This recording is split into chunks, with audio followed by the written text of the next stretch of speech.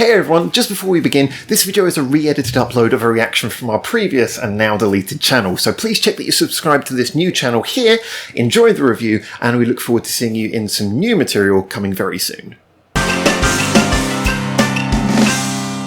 Hi there and welcome back to Japan, where I'm wearing quite possibly the most geography teacher of jackets of all time.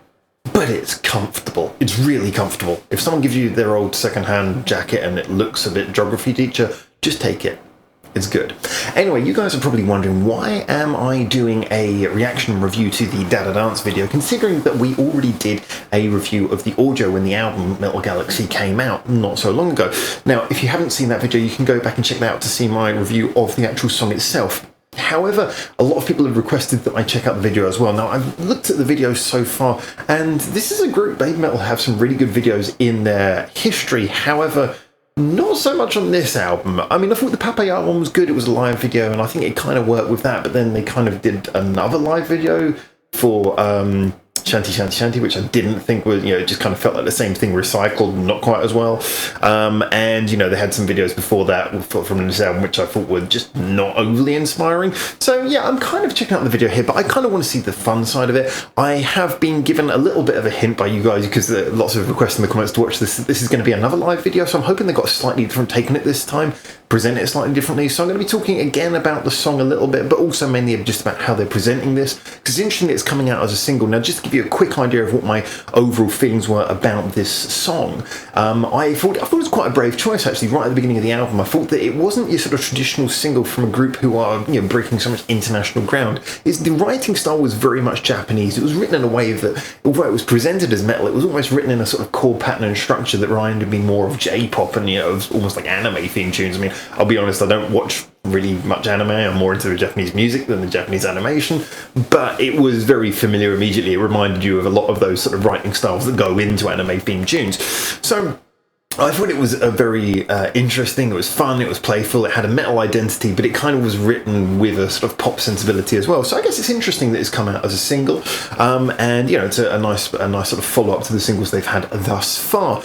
Now, I am therefore really interested to see how this goes. Just before anyone says it, I'm not an expert of choreography, so I will try to appreciate choreography, but that's not something I really know much about. I'm going to be looking more for the things that I understand, which is the basic presentation, and we're having a look at the song just to see if my tastes have changed with a little bit of time. Now, one last thing, we're going to jump in, and there is a little bit of a sort of copyright embargo over this album. I know that Amuse and BABYMETAL have had a bit of a strange copyright situation up to this date, where they've opened up some of their copyrights recently and been a little bit more open to people sharing and doing reviews online, which is great.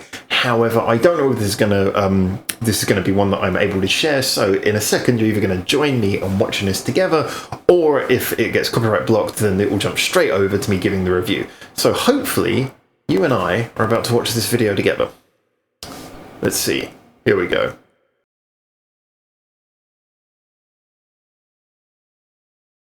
Five seconds to go. Logos. No logos? They didn't put their logos at the end. Wow, what's wrong with Muse? Yeah, I did hear that apparently this dropped, there was an issue where this dropped unexpectedly, just out of nowhere. It went live, like maybe they forgot to put the private button when they uploaded it, and then it suddenly disappeared, and then some people had copied it and started sharing it anyway, so then I think they just went, okay, we might as well just go live with it, and suddenly it went live again, like a few minutes later, or a couple of hours later. So, my understanding was this was a bit of an accidental early release for this single, but still, nonetheless, what I really think is interesting about this one is, because like I said, before, the whole issue with Papaya is that one looked good, but then when it came to Shanty, I had the feeling that it looked like they were just kind of doing the same thing again, and it didn't add anything to the song. And I think that's the issue, is when you're looking at something like this, when you've got a video to go with it, especially when you're using the live thing and you're trying to sort of pump people up to actually go to a live concert, you have to add something, you have to add the feeling, it has to look like it all works together, which, like I said, for Shanty, it didn't really do. That song is a really good song, it's one that's grown on me with time, and it's a really, really catchy one, a fantastic single. However, the video, I don't think does anything for it. I think, the kaleidoscope effects and all that doesn't really do anything to, get the core of the song. This one's interesting because there's a couple of ways that you can approach doing a video like this. You can try and do a video that really grapples with what the song is. So you've got a fast song, you do a fast cutting video, lots of energy. You've got a slow dramatic song, you do a big dramatic video. With this, it seemed almost like the director who did this was cutting it in a way that almost seemed to be complementary to fill in a bit of the gap. Because, like I said, I didn't ever get the feeling that Da Da Dance was a natural choice for a single.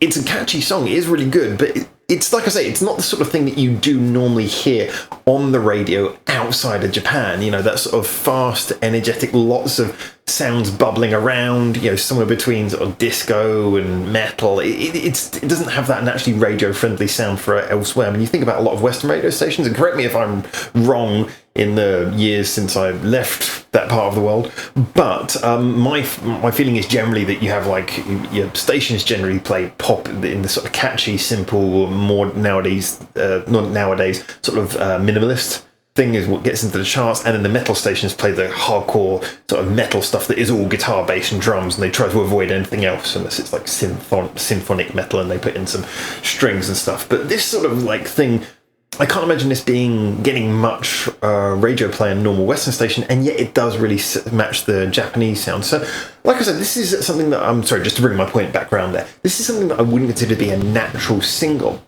And so what they've kind of done here is they've made it, the video makes it look grand. Lots of longer, slower cuts here. You really get to see, like I said, I'm not an expert on choreography, but you get to see the choreography, you get to see that whole movement, you get to see how it looks in a way that will invite people and make people feel more pumped up to go to a concert, because they can really take in what the concert looks like. And at the same time, that fantastic, huge video screen and all the cool stuff that was happening in the background there. I know we've seen that kind of thing before, but you know, on a screen that big and, you know, along with the song, it works really well, and it adds an element of grandeur to the song, because the song on its own, when you listen to the audio, it's punchy, it's energetic, it's fast, it's full of sounds, and yet it doesn't feel grand, it doesn't feel big, it just feels like really, you know, it's like a puppy dog song, yeah, it's a playful song, yeah, it just kind of wants to do lots and lots and lots, and it's full of energy, but not in a sort of grand, big way. And this adds that scale, it adds a sort of element of heft to the song by giving it that kind of video. So like I say, good choice of video, and they concentrated on something that just had like a,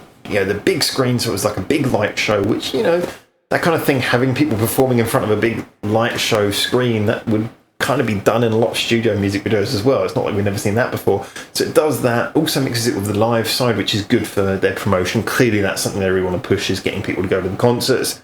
Where the money is these days.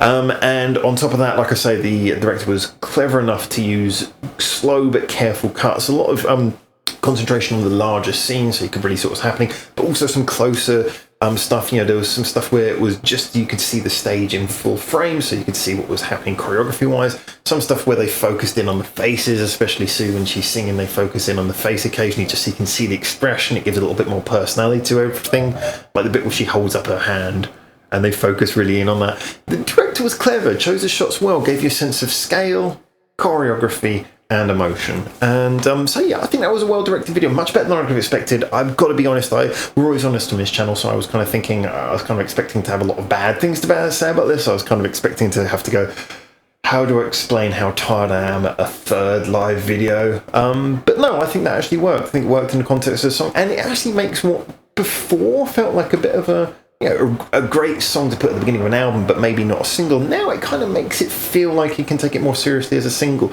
It's a good video for doing that. Like I say, it's added that sense of heft and size and weight to everything. So I really enjoyed that anyway. But as always, let me know what you think.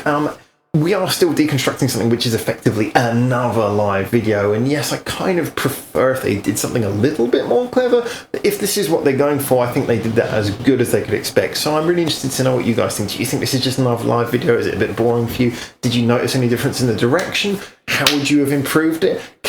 If you were given the choice of giving a treatment for this video, how would you direct the video?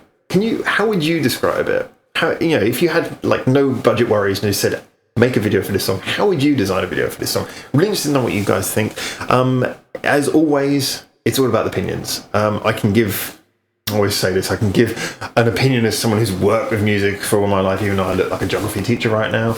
But, you know, it's all opinions. Music is subjective, and that's what makes it so great, and that's why we love the discussion here, and that's why we've got fans of so many different types of music on this channel. So I'm really looking forward to seeing what you guys say.